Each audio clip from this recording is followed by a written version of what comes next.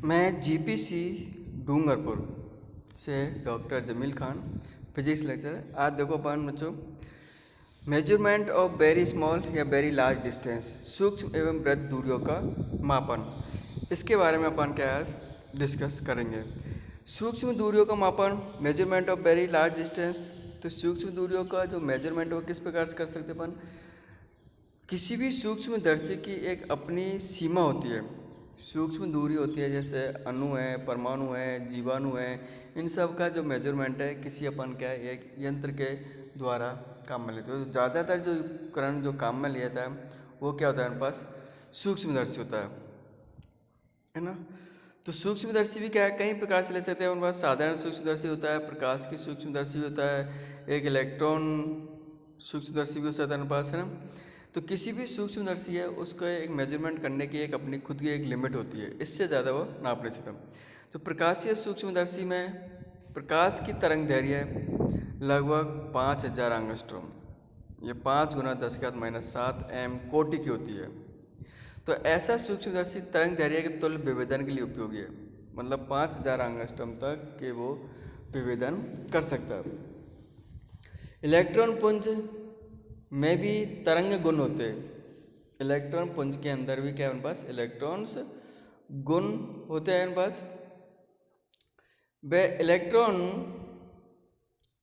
तरंगों की जो तरंग दैर्घ्य है वो 1 एंगस्ट्रॉम, 10⁻10 मीटर की कोटि होती है। अर्थात इलेक्ट्रॉनों को विद्युत और चुंबकीय क्षेत्रों द्वारा फोकसित किया जा सकता है। इस आधार पर जो इलेक्ट्रॉन सूक्ष्मदर्शी की रचना की गई, इसकी सहायता से परमाणु अणुओं में विभेदन संभव है। इलेक्ट्रॉन सूक्ष्मदर्शी के द्वारा अपन क्या परमाणु और अणुओं में विभेद कर सकते हैं कि ये परमाणु और ये अणु। इससे इलेक्ट्रॉन सूक्ष्मदर्शी अणुओं के अमाप के आकलन के लिए प्रयुक्त होता है और अति सूक्ष्म लंबाई को मापन के लिए कुछ परोक्ष विधि भी काम में ली जाती है। तो इस प्रकार से एक तो सूक्ष्मदर्शी काम में ले सकते हैं, प्रकाशीय सूक्ष्मदर्शी भी काम में ले सकते हैं, इलेक्ट्रॉन सूक्ष्मदर्शी भी काम में ले सकते हैं। लेकिन इनके अलावा भी कुछ और विधियाँ हैं इनडायरेक्ट रूप से, उनको अपन यूज़ कर सकते हैं। जैसे अवोगाद्रो परिकल्पना के द्वारा त्रिज्या का, परमाणु त्रिज्या का आकलन। माना कि किसी परमाणुक पदार्थ का मोलर द्रव्यमान, किसी परमाणुक पदार्थ का मोलर द्रव्यमान कितना है हमारे पास, m है, तथा m ग्राम पदार्थ में अणुओं की संख्या अवोगाद्रो की संख्या बराबर हो जाएगी। तो अवोगाद्रो की संख्या कितनी है हमारे पास, n के तुल्य के बराबर थी। सपोज करो m जो ग्राम है उसके अंदर अवोगाद्रो की संख्या कितनी है, n, अर्थात परमाणुओं की संख्या कितनी है उसमें, n के बराबर। तो 1 ग्राम पदार्थ में परमाणु की संख्या कितनी हो जाएगी, n/m। यदि मान लो किसी परमाणु की त्रिज्या r है, तब परमाणु का आयतन, तो एक परमाणु का आयतन कितना होगा, 4/3 πr³, 4/3 πr³, क्योंकि परमाणु है उसका आकार अपन का है एक गोले के समान मानते हैं। तो गोले का आयतन आपको पता है 4/3 πr³ होता है। लेकिन यहाँ पर परमाणु की संख्या कितनी है, n/m। तो कुल आयतन कितना हो जाएगा, n/m गुना 4/3 πr³। ये उस टोटल m ग्राम जो द्रव्यमान है, परमाणु द्रव्यमान है, उसके ये टोटल परमाणु का आयतन हो गया। लेकिन अवोगाद्रो की परिकल्पना ये बताई थी कि परमाणु का जो वास्तविक आयतन है वो परमाणुओं द्वारा पदार्थ की ठोस अवस्था में गिरे हुए कुल आयतन का 2/3 होता है। परमाणु का जो वास्तविक आयतन है वो किसी एक पदार्थ के अंदर गिरे हुए परमाणु के आयतन के 2/3 में होता है, और शेष भाग क्या होता है उसका, रिक्त होता है। वास्तविक रूप से यह अंश क्रिस्टल की संरचना पर डिपेंड करता है। यदि 1 ग्राम पदार्थ का आयतन b है, 1 ग्राम पदार्थ का आयतन b है, तो कितना हो जाएगा, b0 बराबर n/m 4/3 πr³। 1 ग्राम पदार्थ में इतने टोटल आयतन होगा, और ये वास्तविक आयतन का 2/3 के बराबर हो जाएगा। पदार्थ का घनत्व कितना होता है हमारे पास, द्रव्यमान बटे आयतन। तो द्रव्यमान यहाँ पर क्या है 1 ग्राम है, आयतन यहाँ पर b है, तो ये कितना हो जाएगा उनके पास 1/b हो जाएगा उनके पास। ओके, तो इसी प्रकार से हमारे पास क्या है, जो b बराबर यहाँ पर कितना हो जाएगा, b बराबर यहाँ पर कितना हो जाएगा 1/ρ। तो b की जगह वैल्यू पुट कर लेंगे n/m 4/3 πr³ 2/3 ρ। तो r की मान ज्ञात करनी है क्योंकि अपन को त्रिज्या ज्ञात करनी है, तो त्रिज्या कितना हो जाएगा 3 से 3 कैंसिल हो जाएगा और इधर 2 से 2, तो ये m इधर आ जाएगा, तो m 2πn ρ। तो r की पावर q के बराबर है, r निकालना है तो 1/q हो जाएगा, m/2πn ρ की पावर 1/3। तो यहाँ पर देखो m भी कांस्टेंट है अपने पास, पाई भी कांस्टेंट है, n ρ ये सभी अपने पास ज्ञात है। तो n m ρ ज्ञात होने पर अपन r की गणना कर सकते हो, r की गणना की जा सकती है। तो इस सिद्धांत के अनुसार ठोस में दो निकटतम परमाणु के मध्य की दूरी a बराबर 2r के बराबर होगी। कितनी हो जाएगी 2r के बराबर हो जाएगी। तो इस प्रकार से अपन क्या परमाणु के आकार को ज्ञात कर सकते हैं। अब इसी प्रकार अणु का आकार, साइज ऑफ मॉलिक्यूल। अणु का आकार ज्ञात करने के लिए अपन क्या, जैसे अणु का जो व्यास है 10⁻⁻8 मीटर से 10⁻10 मीटर जैसे सूक्ष्म दूरियों के मापन के लिए इलेक्ट्रॉन सूक्ष्मदर्शी को प्रयोग किया जाता है।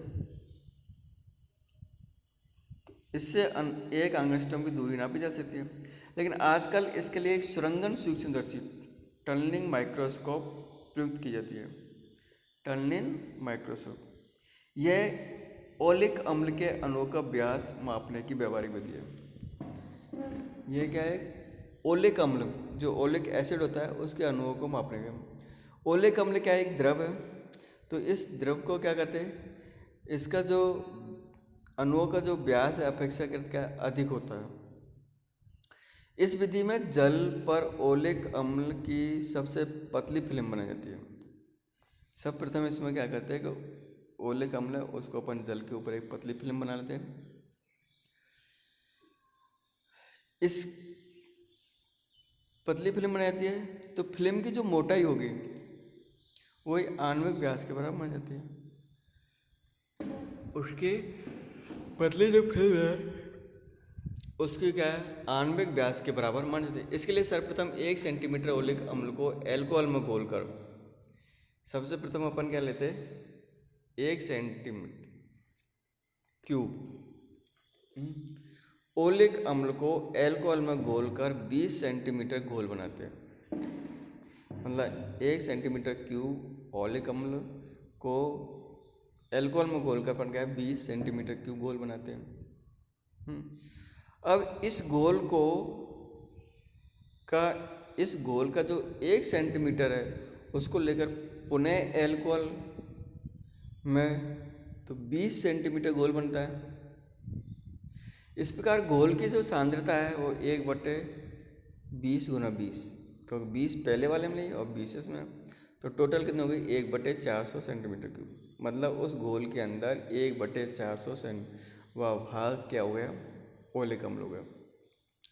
ओलिक अम्ल बटे एल्कोहल। अब इस घोल की कुछ बूंदें लेकर एक समतल व चौड़ी ट्रेक में भरे जल के ऊपर डालते हैं, जो अपन 1.400 सेंटीमीटर क्यूब की सांद्रता वाला घोल है उसको अपन जल के ऊपर डाल देते हैं। माना कि इस घोल की n बूंदें जल के पृष्ठ पर डाली जाती है। इस घोल की कितनी n बूंदों को डाल दें, तो ओलिक फिल्म को जल के पृष्ठ पर सावधानी से फैला देते हैं। समय के साथ साथ अल्कोहल क्या है वाष्पीकृत होकर क्या हो जाता है, जबकि ओलिक अम्ल की जो फिल्म है वो पीछे ही रह जाती है उनके पास। ओलिक अम्ल की क्या है फिल्म है वो पीछे रह जाती है उनके पास। तो इस प्रकार से अपन पास क्या है,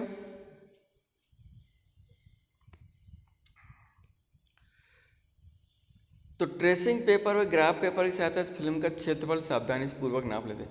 माना कि प्रत्येक बूंद का आयतन कितना b, एक आयतन का बूंद कितना, एक आयतन बूंद जो एक बूंद का जो आयतन है वो कितना हमारे पास b, तो n बूंदों का आयतन कितना जाएगा nb। घोल में औलिक अम्ल की मात्रा का आयतन, घोल के अंदर औलिक अम्ल, तो औलिक अम्ल में कितनी बूंदों की संख्या का है NB, और एक बूंद का आयतन कितना है 1/420, तो कितने हो जाएगा NB/420। फिल्म की मोटाई मान लो मेरे पास क्या है T है और उसका क्षेत्रफल A है, तो औलिक अम्ल का आयतन कितना हो जाएगा A गुना T। और यहाँ भी ऊपर भी औलिक अम्ल का आयतन आ गया, नीचे भी औलिक अम्ल, तो दोनों आयतन क्या बराबर चाहिए, तो AT बराबर कितना है NB/40। यहाँ पर क्या है A से डिवाइड लगा है, तो T बराबर NB/400A। N यहाँ पर क्या है औलिक अणुओं की जो संख्या है, B आयतन है, और A यहाँ पर क्या है छिद्र। तो यह मानकर फिल्म की मोटाई केवल एक आणविक व्यास की होती है, तो मोटाई T अणु का व्यास होगा, जो मोटाई है वही अणु का व्यास होगा, तो इसका मान 10⁻⁹ मीटर प्राप्त होती है। इसके बाद अपन वृद्ध दूरियों का मापन करते हैं। क्या करते हैं अपन बस वृद्ध दूरियों का मापन, मेजरमेंट ऑफ लार्ज डिस्टेंस। जिस बहुत बड़ी दूरियां सीधे तौर पर अपन क्या उनको मीटर से नाप नहीं सकते, जैसे चंद्रमा की पृथ्वी से दूरी है, तो इसको अपन को नापने के लिए कोई इतना बड़ा मीटर तो है नहीं। किसी तारे की पृथ्वी से दूरी ज्ञात करनी है उनके पास, तो इतना बड़ा कोई अपन पास मापक टैप या मीटर पैमाना नहीं है, तो इनके लिए अपन क्या है कहीं और दूसरी विधि यूज करते हैं, क्योंकि उनको अपन साधारण मीटर से ऐसे नाप नहीं सकते। ऐसी स्थिति में हम क्या है कि लंबन विधि का उपयोग किया जाता है। कौन सी विधि का उपयोग किया जाता है, लंबन विधि का।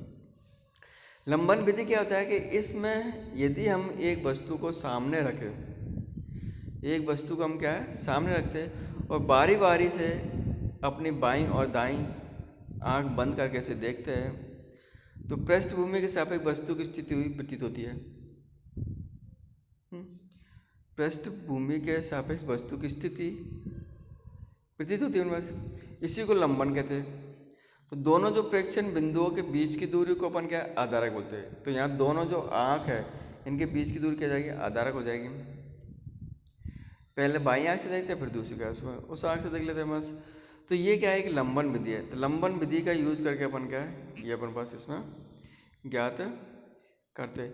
तो लंबन विधि या विस्थापन विधि का देखो अपन कैसे ज्ञात करते हैं।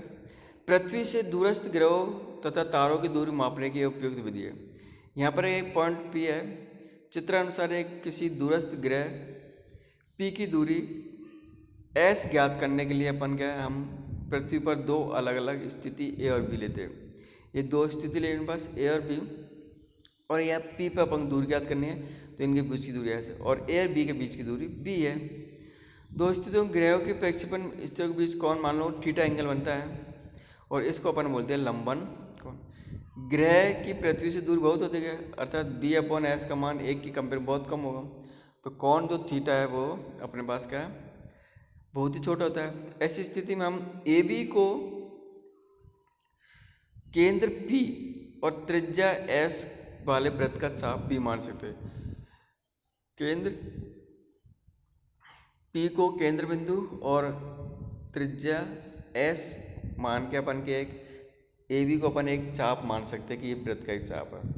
तो उस केस में कौन बराबर क्या होता है हमारे पास, चाप बटे त्रिज्या। तो चाप कितना हमारे पास AB, त्रिज्या कितना S, तो चाप AB मान कितना B/S, तो S बराबर कितना हो जाएगा B/θ। यहाँ थीटा क्या है रेडियन होता है।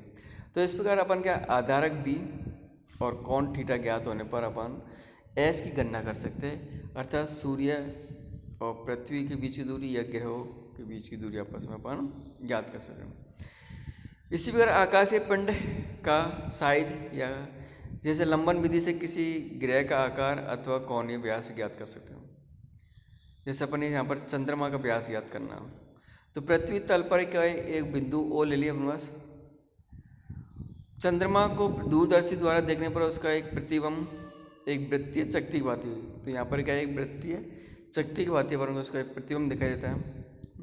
व्यास के विपरीत सिरों A और B द्वारा अंतरित कोण यहाँ पर कितना अल्फा, ये इनके बीच का कोण अल्फा है अपने पास है ना, तो ये चंद्रमा का कोणीय व्यास कहलाता है।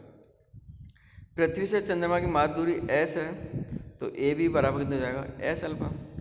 अल्फा यहाँ रेडियन में होता है, S मीटर, तो चंद्रमा का व्यास कितना होगा D बराबर AB बराबर S अल्फा। तो S और अल्फा ज्ञात होने पर अपन चंद्रमा का व्यास ज्ञात कर सकते हैं।